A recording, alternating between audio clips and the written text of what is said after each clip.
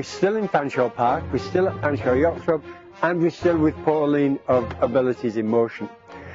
What's she going to do now? She's going to describe the equipment they use and how it's used. Pauline, tell us about this one. This is the good bit. Well, we do use a variety of boats. Not all of them have adaptive gear. We don't use adaptive gear, which is like the seat, the outriggers, unless we really have to.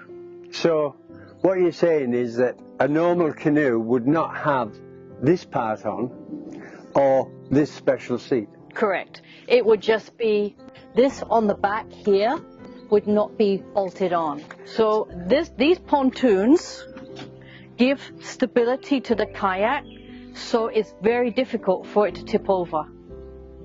So someone who has a broken back or cannot hold their body up, they will use a boat like this. Now, many injuries, even vertigo, people who cannot stay upright.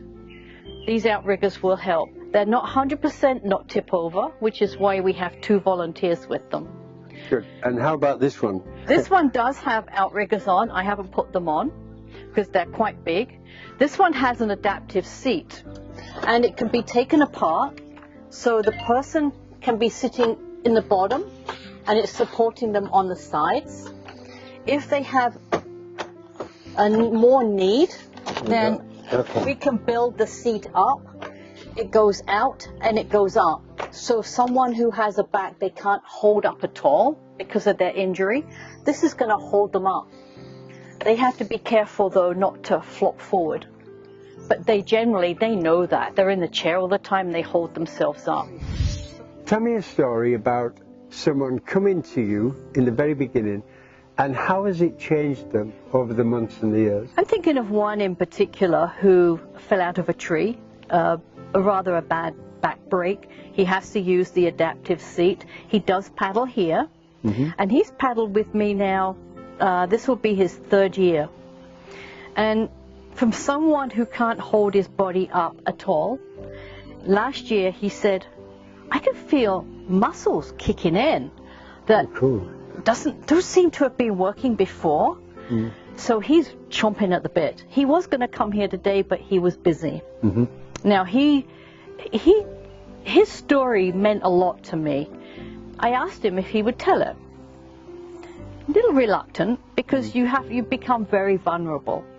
But he basically said when he first had his accident, the first thing that happens is you fall into depression. What have I done? Now what am I going to do? The second thought is, well, I have a choice. I can go and order my motorized wheelchair, or I can do something about this to make my life the best it can be. So he hand bikes, he works out at the gym, and he kayaks. It makes us feel quite shameful. People say, oh, it's so good of you to do this. No, it's so good of them to do it. Because when you see that smile and when you see someone's health improve because of this outdoor activity, because I got freedom, it's a whole new being for them. And I really hope that we can talk to Jackie at some point, and she will explain more the benefits, physically and physical and mental health benefits. So how often would one paddle? Well, now we are organizational members of the Fanshawe Yacht Club. We're going to do every Monday and every other Saturday. Oh, good. We have sufficient instructors now. We trained a lot last year.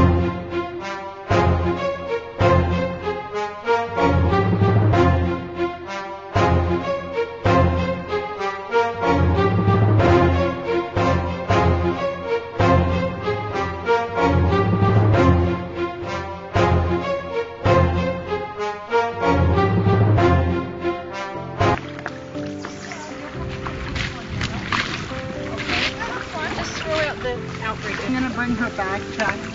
You're going to do it? She's going to do it by herself, actually. What can I do, Debbie? Okay, we may need you to help out here, You can be getting the boat Michelle. ready. A lovely day. It's a little beautiful. of 20 degrees to be that way. Don't worry about it. And no rain. Hang on to it. It's raining.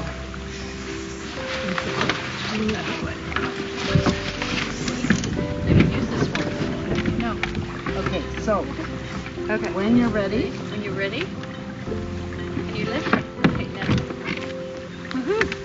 You're in. Wow. Got it? Please no. Maybe manhandle you. Sure. Okay, so Pauline, before we push you in, can we review? George, at some point I'd like a picture of my wheelchair sitting lonely on the shore. I will, absolutely. Thank you. How's the water? Okay, you guys are coming in with you, I guess. That's good enough. Proper shoes. Oh, you know, thanks for thinking of Move you. Push you. Actually, once you're in, it's not so bad. 1, 2, 3.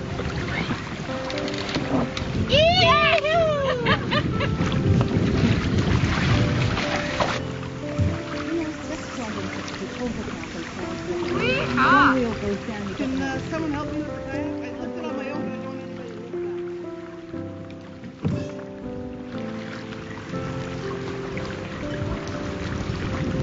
I'm smiling.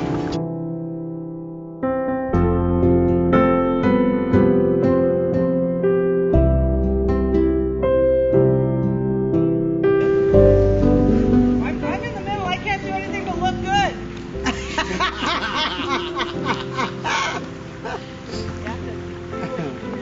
And I'm all in abilities and motion blue, except for my kayak shoes. You guys are funny.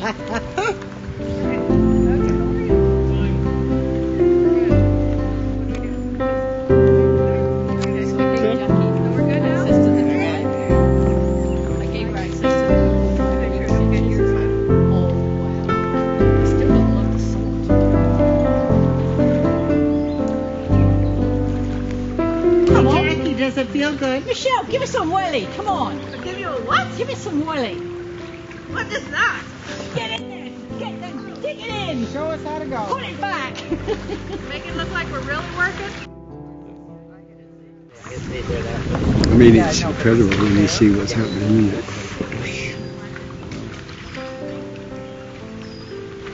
Talk about freedom after getting out of the wheelchair.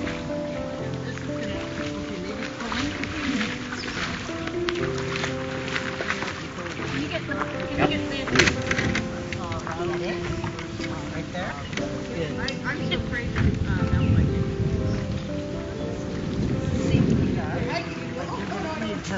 Push up. You know, that's the part that blows me away with. Can you? Yes, please. Great man.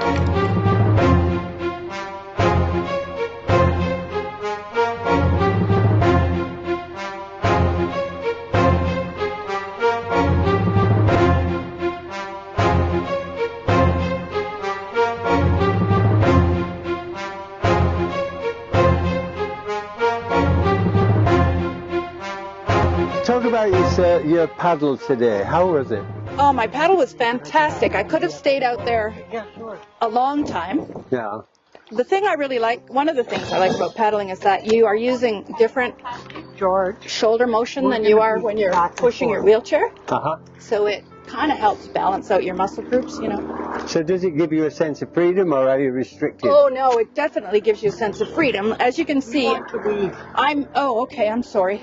Perfectly all right. I'm moving now, but it takes work, effort, and there's a lot of, you know, friction, cohesion between me and the pavement and everything else. Uh-huh. But when I'm on the water, it's like being free. Beautiful. It's like totally being free of your chair, being free of all your restrictions. Uh-huh. And the other thing is when you look at your fellow kayakers, they're all have to use their hands to move themselves, whether they have legs that work, legs that don't work, legs that don't exist, you know. So it's also an equalizer, if Brilliant, yeah. I can put it that way. So we're all out there, we're all moving ourselves with our arms, we're all floating across the water, and you lose that sense of disadvantage, disability, whatever you want to call it, or however you might experience it. It's gone. Fantastic, yeah. And then you can poke and explore. Yeah. Where now, I mean, unless there's a paved path or something really solid to wheel on, I can't really go in the woods and wander around or go on a hike. But this way, I can poke along the shoreline, see the birds, see the turtles, you know, just experience nature in a way that you can't from the sidewalk, right? So one of the things we noticed was your enormous sense of humor. You need an enormous sense of humor to live my lifestyle and not get a bit disheartened sometimes, you know? I can imagine, yeah. But Watch yourself, George, the hole there. I remember when I went sort of from the hospital to the rehab when I was first injured, and there was 4 of us who were injured approximately in the same week, all with kind of the same sort of spinal cord injury because we hit moose with our cars. And they were in rehab like maybe a week ahead of me. And when I got there, we had lunch together, and I was making them laugh about something, and I can't even remember what it was, but that's part of my thing that I like to laugh, you know? Okay. And we were all laughing around the table, and one of the women stopped and said, I feel alive now. Fantastic. I finally am starting to feel alive. It was the act of laughing that helped her break free from, you know, the hole that she was in trying to deal with her injuries. And I think sometimes that's maybe where I am in life. Like I like to laugh. Like I don't like hanging around with people who make me depressed, so I don't want to make anybody else depressed either. Perfect. Right? Yeah. And there's nothing I like better than making someone laugh or smile. Excellent. Which is partially why I've always, you know, tried to convince everybody to try kayaking. Because I don't see anybody out there that doesn't smile once they're out there. The fear of water makes everybody smile, right? Yeah, that's just true. being on the water, being free. Yeah. You know, one of the young ladies that went out one year, she said, I'm weightless out there. Where on land, I guess it almost might be the same as, you know, when an astronaut is in the space station and then they get on land. Sure. It's a totally different experience, right? I've always dealt with life with a sense of humor, but I think it's even more important now. Brilliant. I can understand that. I have a terrible sense of humor. I'm afraid I sometimes use sarcasm, but, you know. Oh, no. No, yes.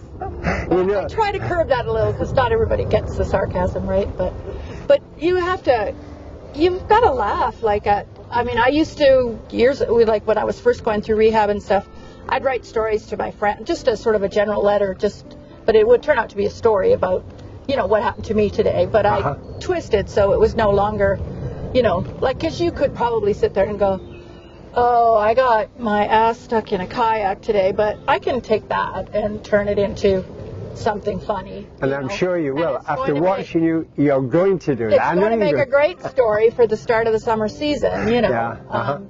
So, yeah, like, it's so much easier to deal with things when you can find the humor in it, right? You have a choice. You're Yes, you either a do. victim or a survivor. Yes. And I think, what a remarkable survivor. Well, you know, I mean, you got to survive, right? You might as well have some fun in life. Oh, couldn't agree more. I always joke that I'm a quadriplegic pretending to be a para because really I don't have full arm strength or full hand function. I'm missing the muscles here in my thumb finger, you know, all of that. And, you know, so my injury's in my neck and my level of paralyzation is probably from here down. But I try not to let it stop me because I'm lucky enough to have some hand and arm function. And that, you know, so I can cook and I'd say clean, but I actually hire somebody else to do that.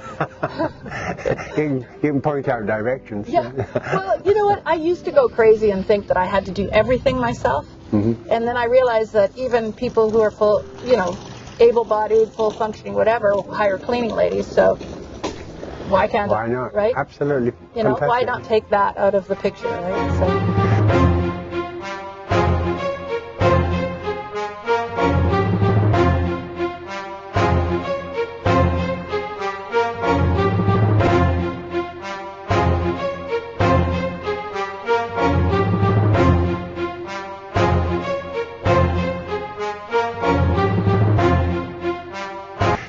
You know, we're talking about love first.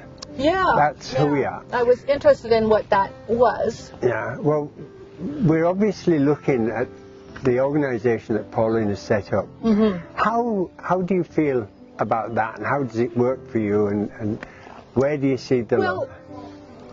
I'm a client and I'm a volunteer.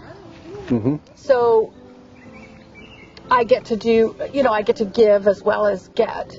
I probably get more than I give, but I'm on the board. I, try to do fundraising. I help Pauline with stuff, write letters and things like that.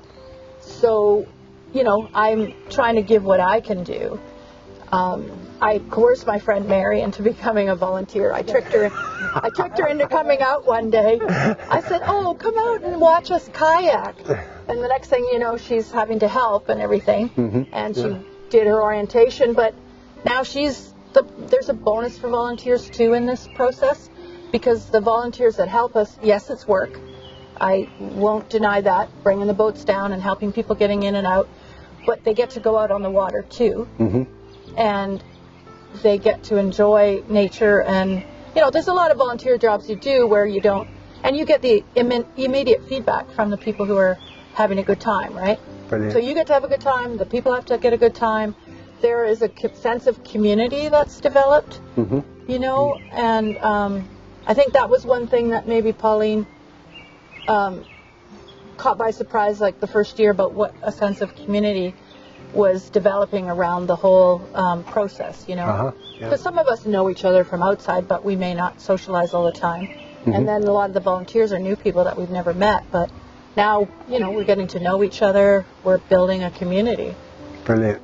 And that community is love, respect, and so much fun. I mean, even when you were struggling out of the canoe, every single one around there was... I'm hoping nobody ever sees that picture, but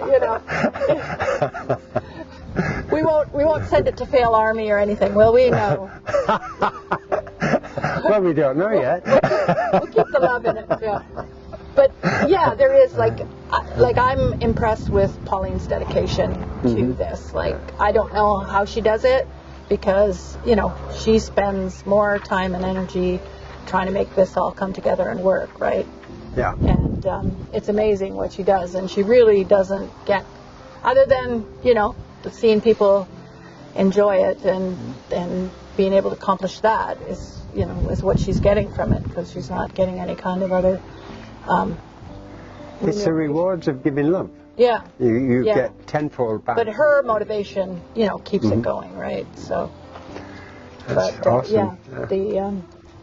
And it's fun to go around and if there's a public thing where you can maybe have a table or a booth and talk to people, try to recruit some volunteers, try to recruit some people to actually try it out.